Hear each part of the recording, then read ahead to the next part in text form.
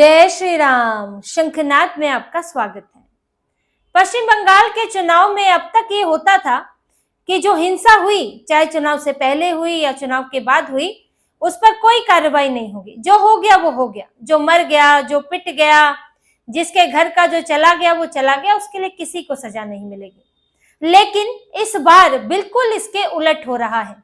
इस बार किसी भी तरह की हिंसा जो हुई है, छोटी से लेकर बड़ी, उसमें बख्शा नहीं जा रहा है और उस पर कार्रवाई हो रही है, जांच बैठी है। ऐसे ही मालदा का मामला, जहां मालदा में न्यायिक अधिकारियों को 7 न्यायिक अधिकारियों को बंधक बनाया गया था और ये ठीक चुनाव से पहले हुआ था, दबाव डालने के लिए, क्योंकि सुप्रीम कोर्ट ने ममता बनर्जी की बात नहीं मानी और ये काम न्यायिक अधिकारियों को दे दिया, तो न्यायिक अधिकारियों को ही बंदी बना लिया गया।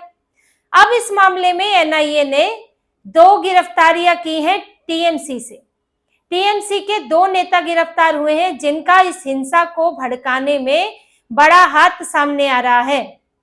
टीएमसी वाले जो ये सोचकर हिंसा करते थे कि कोई बात नहीं, कर दी तो हमारा कोई क्या उखाड़ लेगा, लेकिन अब एनआईए उनका उखाड़ रही है। मालदा हिंसा की जांच एनआईए के पास है।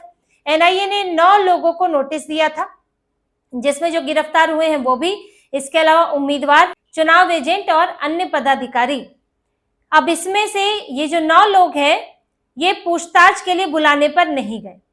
अब इसमें से 2 गिरफ्तार हुए हैं, सरीउल शेख और यूसुफ शेख। सरीउल शेख जो है वो कालीचक 1 ब्लॉक का अध्यक्ष है और यूसुफ शेख जो है वो सूजापुर क्षेत्र का अध्यक्ष है। दोनों टीएमसी के नेता हैं। और जो सरीउल शेख है, उसका सूजापुर अस्पताल के पास एक नर्सिंग होम भी बताया जा रहा है। इसी नर्सिंग होम के पास विरोध प्रदर्शन शुरू हुआ था, इसके सामने। इन्होंने टीएमसी, जो उस वक्त एकदम ममता बनर्जी बन गई थी, मुझे तो कुछ पता ही नहीं, मुझ तक तो खबर ही नहीं पहुंची, ये तो भाई चुनाव आयोग का काम है, जो एकदम अनजान बन रहे थे, मासूम बन रहे थे, वो आज दिख रहा है कि टीएमसी के नेता इसमें शामिल हैं। उस वक्त जिसका नाम आया था वो एआईएमआईएम से जुड़ा हुआ था, हालांकि उसके टीएमसी से भी कभी संबंध रहे थे, लेकिन अब तो सीधे सीधे आपके ब्लॉक अध्यक्ष, क्षेत्र अध्यक्ष का नाम आ रहा है और वो गिरफ्तार हो गए हैं। अब ममता बनर्जी क्या इसकी जिम्मेदारी लेंगी कि कितनी बड़ी चीज हो रही थी कि न्यायिक अधिकारियों को बंधक बनाया गया, एक भीड़ पूरी वीडियो दफ्तर के सामने खड़ी हो गई और सड़कें जाम कर दी गई। अगर ये लोग आग लगा देते, मार देते तो क्या होता। तो यहाँ अब ये दिख रहा है कि ममता बनर्जी और किस हद तक टीएमसी जो है चुनाव जीतने के लिए जा सकती है। वहीं एनआईए को सुप्रीम कोर्ट ने कहा है, सीजेआई ने कहा है कि 2 महीने के अंदर ये जांच पूरी होनी चाहिए। जो भी इसमें दोषी है, वो आरोपी है, वो सामने आए, किसने किया, कैसे किया, 2 महीने में पूरी जांच हो और उसकी रिपोर्ट सौंपे। क्योंकि जब न्यायिक अधिकारियों को बंधक बनाया जा सकता है तो फिर आम नागरिकों की क्या बिसात है। तो ऐसे में सजा होनी जरूरी है, जिसने भी ये काम किया हो। अब सुप्रीम कोर्ट के अल्टीमेटम के बाद एनआईए अपनी धरपकड़ और तेज कर रही है, इसीलिए इनको ले गई खींचकर। ये लोग तो जाने को तैयार नहीं थे दोनों, सरीउल शेख, यूसुफ शेख। ऐसे थोड़ी है कि पूछताछ के लिए गए और गिरफ्तार कर लिया ना, ये लोग पूछताछ के लिए गए ही नहीं, क्योंकि इन्हें डर है कि हम गए और कुछ चीजें राज खुल गई तो फंस जाएंगे। तो इसलिए इनकी धरपकड़ की गई और इन्हें पकड़ कर ले गई है एनआईए। अब इसमें कई और राज खुलेंगे कि कैसे क्या हुआ था, मेन आदेश कहां से आए थे, कि जिनके ऊपर जिम्मेदारी थी संभालने की ममता बनर्जी के ऊपर, वो वही पार्टी जो सरकार में है, वो अपराध के लिए मदद कर रही है। और कहां से, किस लेवल के व्यक्ति से आए थे, कहां तक सहमति थी, क्या अभिषेक बनर्जी तक ये बात थी, क्या उन तक सहमति थी, ये सब सामने आएगा। तो इस तरफ एनआईए का एक्शन चल रहा है और दूसरी तरफ शुभेंदु अधिकारी का एक्शन जारी है। उन्होंने भी चुनाव पूर्व हिंसा या उसके बाद की हिंसा के 1300 मामलों की जांच के लिए आदेश दे दिए हैं कि इसमें जो भी दोषी होगा उसको पकड़ा जाए। और इन मामलों को, छोटा मामला है, बड़ा मामला है, ऐसा नहीं है, इन सबका निपटारा होना चाहिए, ताकि अगली बार ऐसी हिम्मत ना हो सके और जिन लोगों के साथ गलत हुआ है उन्हें न्याय मिल सके। फिर देखिए, ये भी बंगाल में अब करना है कि बीजेपी का वादा यही है कि भय मुक्त वातावरण, भय मुक्त चुनाव। तो भय तभी, लोग जो है डर से तब निकलेंगे जब अपराधियों को सजा होगी, और अपराधियों में भी डर तभी बैठेगा जब उन्हें जेल का मुंह देखना पड़ेगा, जब उन्हें पुलिस के डंडे लगेंगे। तो इसीलिए शुभेंदु अधिकारी लगातार फैसले ले रहे हैं। यही घुसपैठियों को लेकर भी है, जैसे कि अभी 47 दिन के अंदर केंद्र सरकार को बाड़बंदी के लिए जमीन दे दी जाएगी, इसका आदेश दे दिया गया है। ममता बनर्जी सालों साल से अटका के उन्होंने रखा था, राज्य सरकार को जमीन खाली करानी थी, राज्य का विषय था, लेकिन ये लोग पैसे लेकर बैठे थे और जमीन खाली कर नहीं रहे थे। तो अब शुभेंदु अधिकारी इस काम में जुट गए हैं और जैसे ही ये खबर आई बांग्लादेश में भी बहुत आग लग गई। बांग्लादेश के प्रधानमंत्री के सलाहकार हुमायूं कबीर, ये वहां के हुमायूं कबीर है, यहाँ वाले नहीं, उन्होंने बयान दिया है कि हम बॉर्डर पर किसी तरह का डर, किसी तरह का पुशबैक, मौतें बर्दाश्त नहीं करेंगे।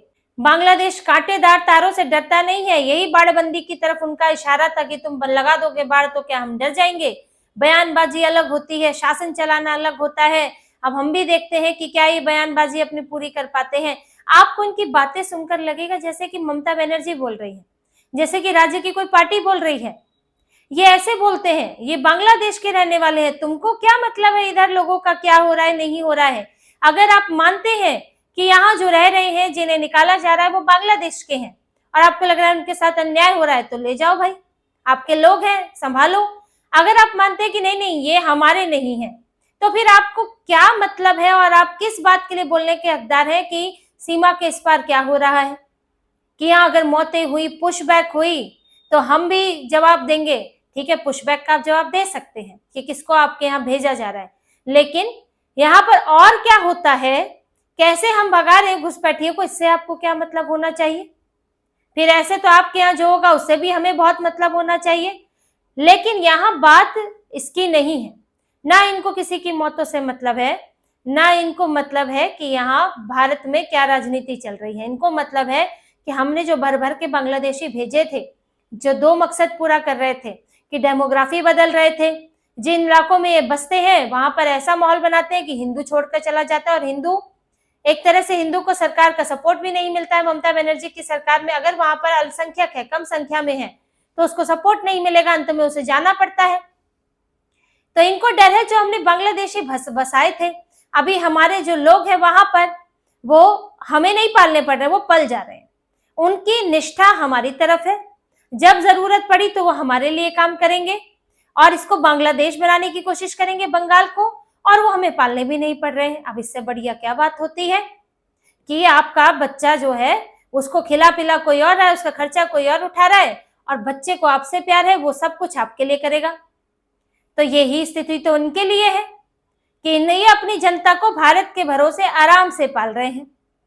तो इस जब अब ये स्थितियां बन गई कि यहाँ से इनके लोग वापस भेजे जाएंगे, पुशबैक हो चाहे जो तरीका हो, साथ ही बाड़बंदी और अच्छी करने से और ये आधार कार्ड, राशन कार्ड वाले रैकेट खत्म करने से और ज्यादा रुकेंगे। जब उन्हें लगेगा कि यहाँ भारत में फायदा नहीं है, अब भारत में शक्ति हो गई है, तो यहाँ का विकल्प वो त्यागेंगे, फिर कुछ और सोचेंगे। तो इनको डर यही लग रहा है कि हमारी जनता अब हमें ही पालनी पड़ेगी। बांग्लादेश के तो वैसे ही खस्ता हाल है, तो यहाँ कई लोगों को सुइयां चुभ रही हैं।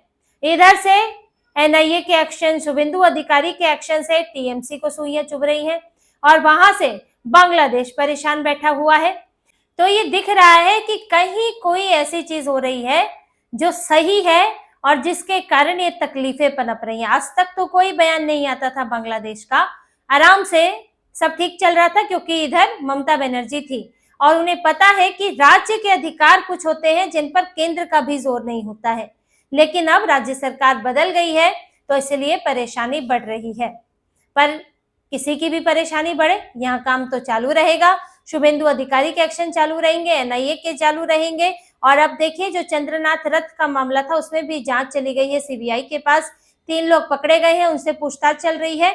उसके बाद इसकी भी कहानी निकल कर आएगी, आखिर किसने किया था, क्यों किया था, किसने करवाया था, ये सारी चीजें निकल कर आएंगी। एनआईए की जांच में भी यही होगा, अभी एनआईए यही देख रही है पूरा। देखिए आपको रिपोर्ट में बताना पड़ता है, आप ये जो जांच एजेंसियां हैं वो ये पता लगाती हैं शुरुआत कहाँ से हुई है, किसने किया, कहाँ प्लानिंग बनी, ये देखा जाता है। फिर उसमें कौन कौन शामिल है, कहाँ से मंजूरी मिली, फिर कैसे इसे ट्रिगर किया गया और क्यों किया गया, ये भी होता है कि मकसद क्या था ये सब करने का।